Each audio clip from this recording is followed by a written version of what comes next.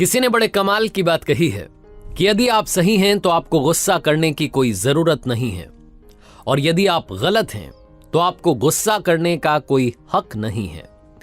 Hi guys, मेरा नाम है आरजे कार्तिक और आपके लिए एक छोटी सी कहानी, ये कहानी सिकंदर महान की, जिसके बारे में उनके लोग कहते थे कि उन्होंने आधी दुनिया जीत ली है, लेकिन सच ये था कि उन्होंने सिर्फ 15% दुनिया ही जीती थी। एक के बाद एक देशों को हराते हुए सिकंदर की सेना आगे बढ़ते हुए नॉर्थ इंडिया तक आ पहुंची थी। और हमारे यहां राजा पोरस के साथ जब युद्ध हुआ तो सिकंदर ने उनसे दोस्ती कर ली। उसे समझ में आ गया कि भारत का पराक्रम कितना ज्यादा है।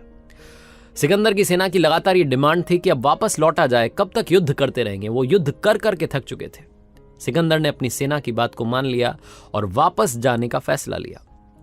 लेकिन सिकंदर भारत से लौटते वक्त भारत के सबसे ज्ञानी पुरुष को, सबसे ज्ञानी व्यक्ति को अपने साथ में ले जाना चाहता था। उसे किसी ने बताया कि एक महान संत हैं, उनके पास चले जाओ, अगर उन्होंने तुम्हारी बात मान ली तो तुम्हारे साथ में तुम्हारे देश चले जाएंगे। लगता नहीं है। सिकंदर ने कहा, अरे मैंने बड़े बड़ों को हरा दिया है, बाबा जी क्या चीज है। बाबा जी के दर्शन के लिए पहुंचा। बाबा जी निर्वस्त्र, दिगंबर, ध्यान में बैठे हुए थे। बहुत देर तक सिकंदर इंतजार करता रहा। जब उन बाबा जी का ध्यान समाप्त हुआ, ध्यान टूटा, तो वो अपनी तपस्या से बाहर आने के बाद में सिकंदर को दर्शन देने के लिए कुटिया से बाहर निकले। और जैसे ही कुटिया से बाहर निकले, सिकंदर की सेना ने नारे लगाना शुरू कर दिया, सिकंदर महान की जय हो, सिकंदर महान की जय हो। बाबा जी ये सब देख करके मुस्कुराए, कुछ नहीं बोले, और वहीं कुटिया के बाहर एक पेड़ था, उसके नीचे बैठ गया आसन लगा करके।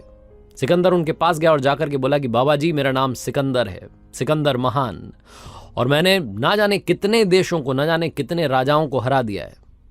मेरी सेना युद्ध कर करके थक गई है, अब हम वापस जा रहे हैं। लेकिन वापस जाते वक्त मैं भारत से एक ज्ञानी व्यक्ति को अपने साथ में ले जाना चाहता हूं, और लोगों ने बताया कि आपसे ज्ञानी कोई नहीं है, इसलिए आप हमारे साथ चलिए।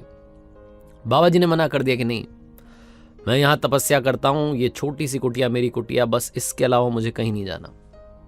सिकंदर ने फिर से कहा कि बाबा जी मेरी बात मानिए, मेरे साथ चलिए, मुझसे बहस मत करिए, मैंने बड़े बड़ों को हरा दिया है, और आप हमारे साथ चलेंगे तो हमारे लोगों का भी थोड़ा ज्ञान वर्धन होगा, उनको भी थोड़ा ज्ञान मिल जाएगा, आप हमारे साथ चलिए। एक बार फिर से उसने रिक्वेस्ट की।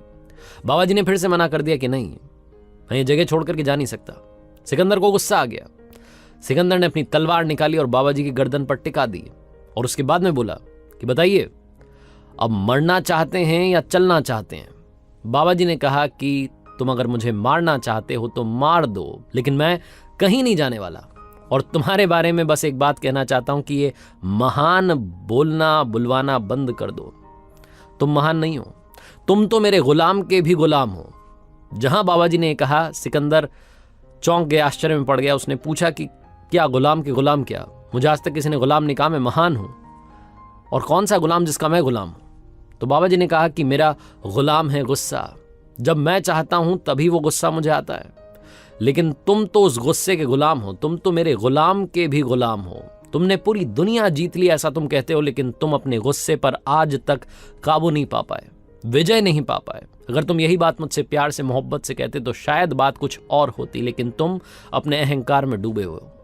उस दिन सिकंदर बहुत बड़ी बात सीख करके चुपचाप अपने सैनिकों के साथ वापस लौट गया। छोटी सी कहानी है, लेकिन हम सबको सिखाती है जिंदगी में बहुत ज्यादा जरूरी है अपने गुस्से पर कंट्रोल करना। क्योंकि आप 1000 बातें चाहे किसी के लिए अच्छी कहें, लेकिन एक बात अगर आप गुस्से में गलत कह देंगे तो आपका रिश्ता, आपकी दोस्ती, आपका प्यार वहीं टूट जाएगा। इसीलिए गुस्से से बचिए, और याद रखिए, अगर आप सही हैं तो गुस्सा करने की कोई जरूरत नहीं है, और अगर आप गलत हैं तो आपको कोई हक नहीं है।